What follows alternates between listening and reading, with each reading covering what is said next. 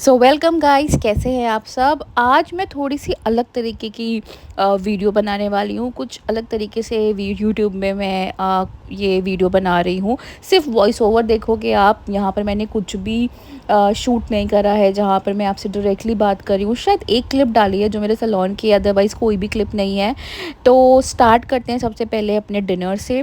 Dinner में हमने बनाई थी तहरी। अगर आपको इसकी रेसिपी जाननी है तो please go to my YouTube shorts, वहाँ पर आपको इसकी रेसिपी मिल जाएगी। ट्रस्ट मी गाइस, ये बहुत यमी बनी थी। आप सब ट्राई करो और ज़रूर खाओ इसको अपने घर में। वन पॉट मील है, फटाफट बन जाती है चुटकी बजाते, और आप बहुत अच्छे से इसको एंजॉय कर सकते हो। रायते, पापड़, अचार, इन सब के साथ थोड़ा सा देसी घी डालना ना तो मज़ा दुगना हो जाएगा। तो ये बस बना था हमारा डिनर। हमने डिनर करा और उसके बाद हमने थोड़ा सा कुछ मीठा वीठा खाया, टीवी देखा, एंजॉय करा और फिर हम सो गए थे। एंड उसके बाद थोड़ी खायों की तबीयत रात में ख़राब हो गई थी, तो रात में उसको उठा करके हमने फ़ीवर की मेडिसिन दी। यहाँ पर आप देख रहे हो कि थोड़े से उल्टे तिरछे शॉर्ट्स आ रहे हैं। I am so sorry for that.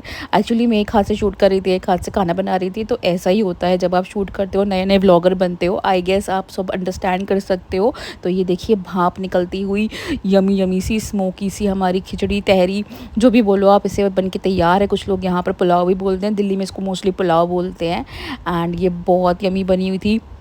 And इसको खा के बस अभी भी मुझे मुंह में पानी आ रहा है। मन कर रहा है जाऊँ फटाफट बना डालूँ, बट खाना बना पड़ा हुआ है। एंड फिर हो गई थी नेक्स्ट डे ये मेरी अधूरी सी रेसिपी थी। यहाँ पर मैंने मसाला वसाला तैयार कर लिया था। एक्चुअली ये बन रहे थे सफ़ेद छोले। तो यहाँ पर मैंने मसाला डाला एंड उसको शूट करा, और फिर कुछ काम आ गया। उसके बाद मैंने शूट ही करना भूल गई, कुछ मैंने शूट ही नहीं किया। तो एक अधूरी सी रेसिपी मैंने यहाँ पर बना करके डाल तो दी। वीडियो तो बना लिया, मैंने कहा चल डाल भी देते हैं। तो मैंने सोचा वीडियो तो बना ही लिया है तो डाल भी देते हैं। तो बस यहाँ मैंने ग्रेवी रेवी सब बना ली थी, बट यहाँ पर मैंने इसमें आलू भी डाले थे, छोले भी डाले थे, वो रह गया। हाय फ्रेंड्स, कैसे हो आप सब। बस मैं आ गई थी सैलून में, मैं बैठी हुई हूँ। और बताऊँ आप लोग कैसे हो, आजकल क्या चल रहा है आपकी लाइफ में।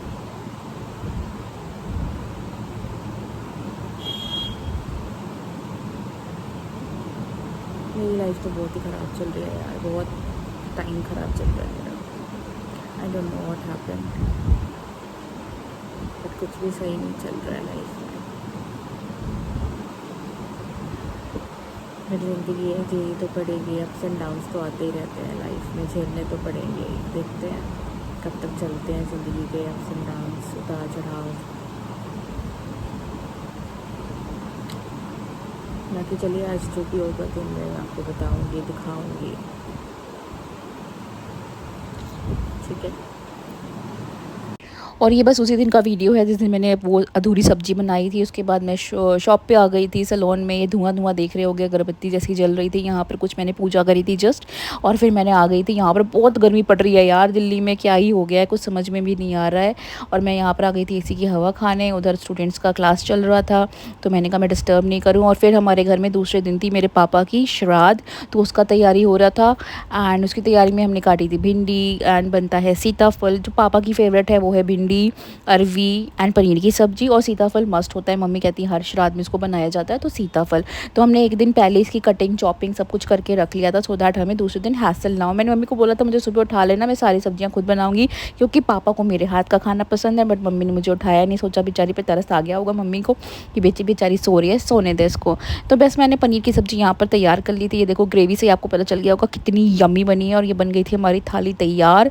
एंड ये देख सकते हो रायता रखा है, खीरे का रायता, भिंडी की सब्ज़ी, अरवी की सब्ज़ी एंड सीताफल। और ये बन गई थी हमारी पनीर की मस्त सब्ज़ी।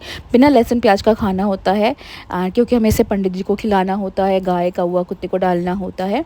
तो ये सारा खाना मम्मी ने बना लिया था। मम्मी ने बहुत टेस्टी खाना बनाया था। बिना लहसुन प्याज का खाना भी कभी खा के देखो यार, बहुत टेस्टी बनता है। सिर्फ श्राद्ध ही क्यों खाना। और बस श्राद्धों में जैसे पापा की श्राद्ध हो गई, फिर उसके बाद दादी की होगी, लास्ट में होती है मेरे पापा की श्राद्ध। तो मम्मी हर श्राद्ध में खाना बनाती है घर में ही, एंड उसको पंडित को और गरीबों को खिलाती है।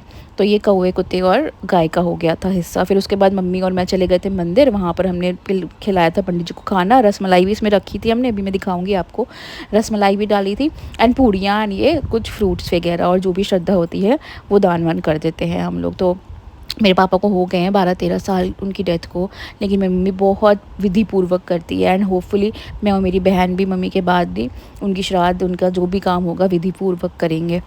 तो बस यहाँ पर हमने कर लिया था अपना सारा काम फिनिश, और ये बन गई थी हमारी प्लेट पूरी एकदम अच्छे से तैयार हो गई थी। एंड बस यहाँ पर हमने रख ली थी इसमें रसमलाई, और फिर चले गए थे हम लोग मंदिर इसको देने के लिए। एंड वहाँ पर पंडित जी को अपने सामने बैठा के खिलाया, पंडित जी ने हमें आशीर्वाद दिया, हमारे पापा की आत्मा की शांति के लिए भगवान से प्रार्थना करी। एंड फिर हम आ गए थे उसके बाद घर। और ये सेम डे का ही वीडियो है। रात में हम चले गए थे बंगला साहिब। बहुत दिन से हम सोच रहे थे बंगला साहिब, बहुत टाइम हो गया था हमें गए हुए, तो हमने कहा चलो बस आज हम चल ही देते हैं, भले ही श्राद्ध हो, क्या हो गया, कोई बात नहीं, भगवान जी आने के लिए कभी मना नहीं करते, कभी कुछ नहीं कहते, तो हमें जाना चाहिए। तो हम सब पहुँच गए थे गुरु जी के दरबार। अंदर कुछ भी शूट करना अलाउड नहीं है, जो भी दिल्ली में रहता है वो जानता है, मंदिरों में, गुरुद्वारे में, कहीं पर भी अलाउड नहीं होता अंदर कुछ शूट करना। और वैसे भी आप अंदर प्रेयर करने जा रहे हो, भगवान का ध्यान करने जा रहे हो, तो अंदर शूट करना भी नहीं चाहिए। और फिर हम आ गए थे लंगर खाने के लिए। हम जब भी बंगला साहिब जाते हैं हम लंगर ज़रूर खाते हैं, भगवान का प्रसाद ज़रूर चखते हैं। यहाँ पर बैठे मेरे बगल में मेरी गुड्डू भी खा रही थी, उसको भी लंगर खाना बहुत बहुत ज़्यादा पसंद है।